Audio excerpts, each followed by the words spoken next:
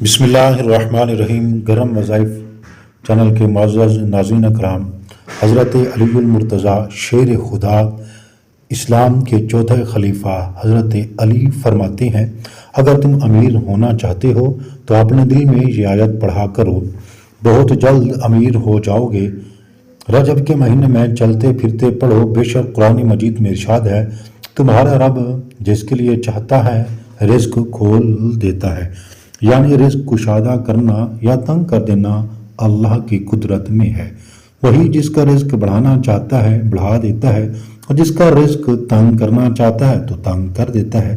وہ تمام لوگوں کے حالات اور مصلحتوں کو خوب جانتا ہے، لہذا اس نے جسے امیر بنایا وہ بھی حکمت کے مطابق ہے، اور جسے غریب رکھا وہ بھی حکمت کے مطابق ہے۔ اللہ تعالیٰ نے تمام انسانوں کو مالی اعتبار سے ایک جیسا نہیں بنایا، بلکہ بعض کو امیر بنایا، بعض کو غریب رکھا، اور اس میں اس کی بے شمار حکمتیں پوشیدہ ہیں۔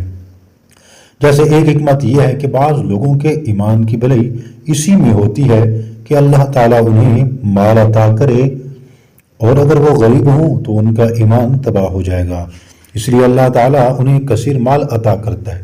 اور بعض لوگوں کے ایمان کی بھلائی اسی میں ہوتی ہے کہ ان کے پاس مال کم ہو، اور اگر ان کے پاس زیادہ مال آ جائے تو ان کا ایمان ضائع ہونے کا خطرہ ہوتا ہے، اس لیے اللہ کی ذات نے انہیں غریب رکھا۔ اسی طرح بعض کو امیر اور بعض کو غریب بنانے کی ایک حکمت یہ ہے کہ اس سے دنیاوی معاملات کا انتظام اچھے طریقے سے چل رہا ہے، اور ہر انسان کی ضروریات زندگی کی تکمیل ہو رہی ہے۔ اگر تمام انسانوں کو امیر کر دیا جائے تو اس سے دنیاوی معاملات کا نظام تباہ ہو جائے گا، کیونکہ اس صورت میں کوئی کسی کا نوکر، خادم یا ملازم بننے کو تیار نہ ہوگا۔ یوں ہی کوئی گلیوں، بازاروں، کچرا کنڈی اور باتھ روموں کی صفائی کرنے پر بھی راضی نہ ہوگا۔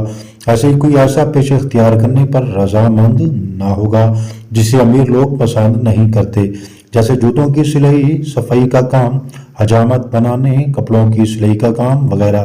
یوں شہری اور ملکی نظام کا جو ماحول ہوگا وہ ہر عقل مند آسانی سے سمجھ سکتا ہے۔ اس لیے ہر ایک کو چاہیے کہ وہ اللہ تعالیٰ کے حکم کے سامنے سر تسلیم خم کر دے اور اس کی رضا پر راضی ہو، اور اگر اس کے رزق میں تنگی ہو تو صبر کرے، رزق میں وسعت ہو تو اللہ کا شکر ادا کرے۔ حضرت علی نے فرمایا، جو قرآن کی آیت پڑھتا ہے اللہ اس کا بند رزق کھول دیتا ہے، اللہ اسے غنی کر دیتا ہے، فکر و فاقہ محتاج جو اس کے گھر سے دور ہو جاتی ہے، اللہ اپنے اس بندے کو غیب سے رزق بھی عطا کرتا ہے۔ تو قرآن کی یہ چھوٹی سی آیت ہے، اسے آپ رجب کے مہینے میں چلتے پھرتے پڑھیں، اپنے دل میں پڑھیں، انشاءاللہ اللہ پر محتاجی کا دروازہ بند کر دے گا اور آپ کے لیے رزق کے بند دروازے کھول دے گا۔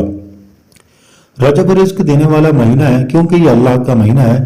اللہ اپنے بندوں پر اس مہینے میں اپنی رحمتیں برکتیں نازل کرتا ہے۔ اس مہینے میں عبادات توبہ کی اہمیت زیادہ ہے، خاص طور پر جب انسان قرآن مجید پڑھتا ہے، اذکار کرتا ہے، نفل و عبادت میں مشغول ہو جاتا ہے۔ ناظرین اکرام، دعا ہے کہ اللہ تبارک و تعالی ہم سب کو نیک عمل کی توفیق نصیب فرمائے۔